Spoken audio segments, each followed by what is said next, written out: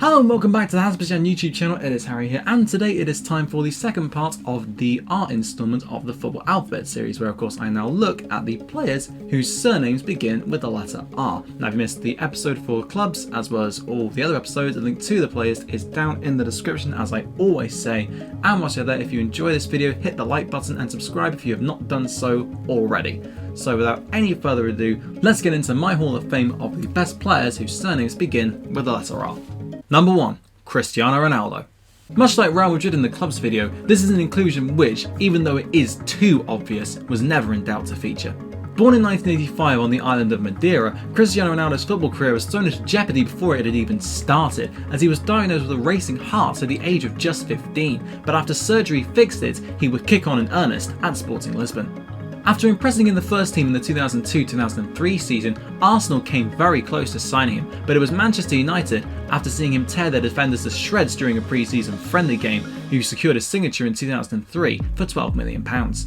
He came across as a trick merchant with no real end product during his first 3 seasons at Old Trafford, but he knuckled down, spent multiple hours perfecting his craft, and became a machine over the next 3 campaigns, hitting a staggering 42 goals in 49 games during the 2007-08 season, being rewarded at the end of the calendar year with the first of his 5 Ballon d'Ors to date. It's perhaps little surprise therefore that United won just 2 trophies in Ronaldo's first 3 seasons, but when their superstar started to truly realise his potential, they won 3 straight Premier Leagues and the Champions League between 2006 and 2009, the year that Ronaldo broke the transfer record in a deal to Real Madrid for £80 million, a fee that, despite being obviously astronomical at the time, was worth every single penny.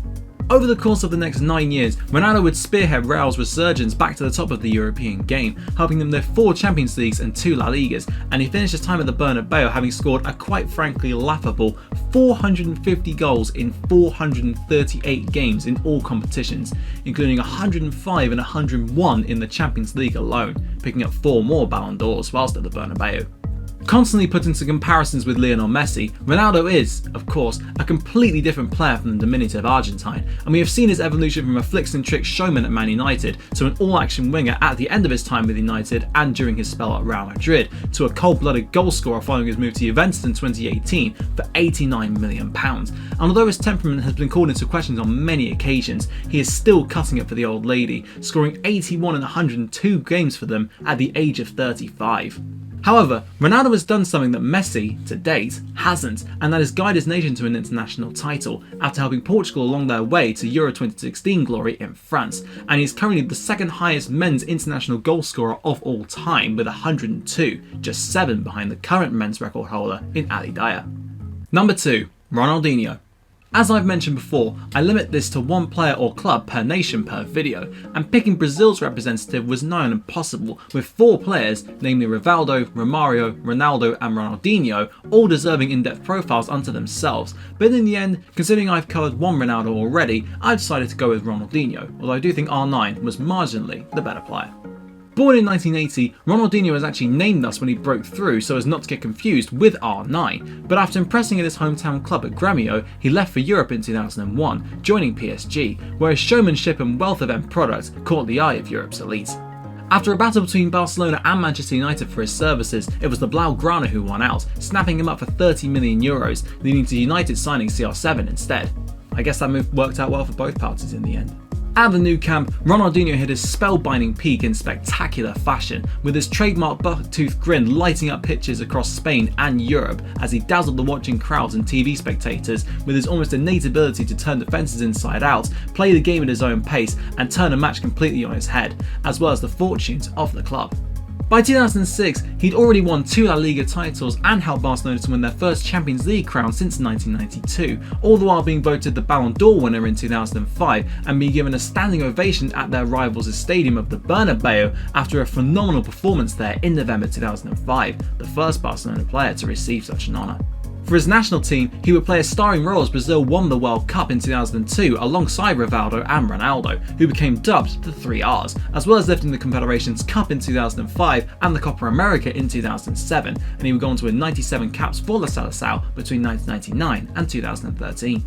A player who made many people fall in love with the sport, he was the cover star of FIFA for 4 years, as well as the very first FIFA Streets, and considering this fell in line with FIFA's so-called golden age, it only endeared into the onwatching crowds even more. However, his lavish lifestyle would soon catch up with him, and he ended up falling out with new manager Pep Guardiola upon his arrival in 2008, leading to a switch to AC Milan, where his physical condition deteriorated even further, even though he topped the Serie A assists table in his second season at the San Siro.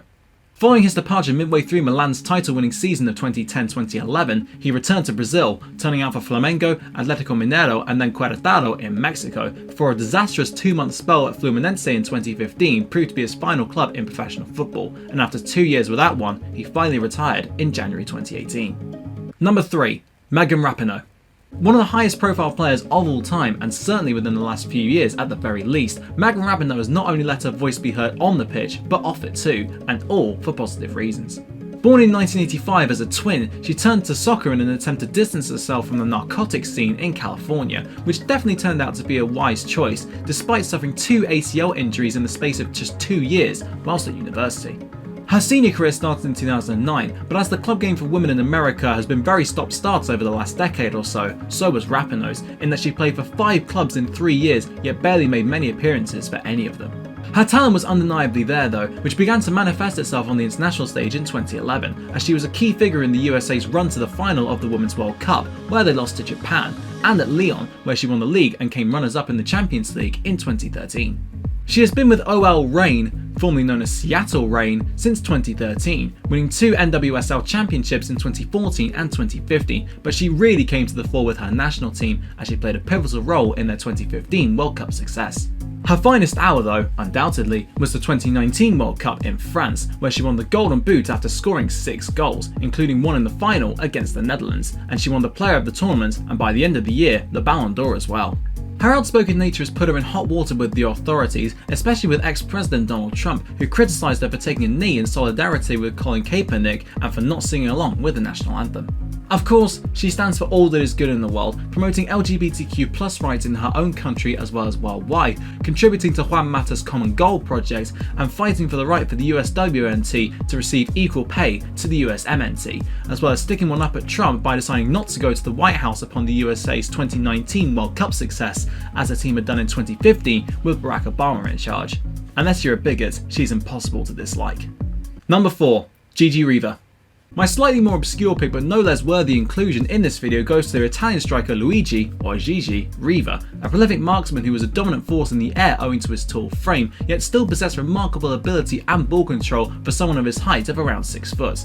Born in 1944, Riva started out at Legrano before moving to Sardinian outfit Cagliari in 1963 after a single season in the professional game, and he would remain there for the rest of his career, helping them achieve promotion to Serie A for the first time in their history in 1964. During his first 6 seasons into this top flight, perhaps the most notoriously defensive league in the world, he would only hit fewer than 10 goals in a campaign once, helping him to win its Golden Boots 3 times during that period.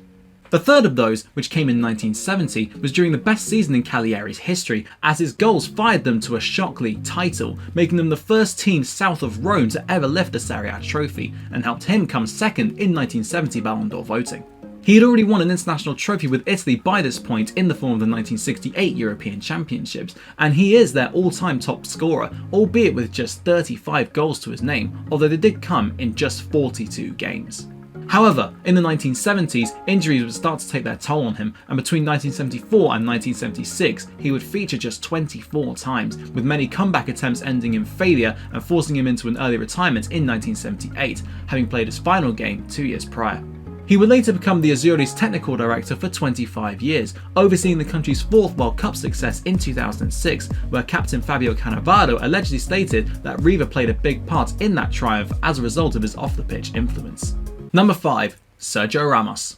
My final pick for this video boiled down to 2 modern-day legends in the forms of I Am Robin and Sergio Ramos, both loved and reviled in equal measure, but after much umming and ahhing, I decided to just about go for Ramos. Born in 1986, he joined the Sevilla youth ranks in 1996, but following just 1 season of regular first-team football with the Andalusian side, he made a move to Real Madrid in 2005 for €27 million, where he has remained ever since, and whom he has captained since 2015. Although naturally a centre-back, Ramos debutised in holding midfield during his early years at the Bernabeu, before making the right-back slot his own from 2007, playing there as he helped Spain win both the Euros in 2008 and the World Cup in 2010, before retransitioning back to centre-back by 2012, where he played as Spain made it a hat-trick of international trophies at Euro 2012. Ramos is a pacey player who is equally adept with the ball at his feet as he is without it, and his passing ability is complemented by his tough tackling and physical approach to games, although this has led to many disciplinary issues whilst at Real. He's received 191 cards in La Liga, including 20 red cards, the highest on both counts, as well as 44 in the Champions League, which is another record, and 24 with Spain, more than any other player. However, his trophy record does not lie, with 4 Champions Leagues, 5 La Ligas and 2 Copas del Rey more than showcasing his talents, and he's also scored exactly 100 goals for Los Blancos, which, as a defender, is not bad going.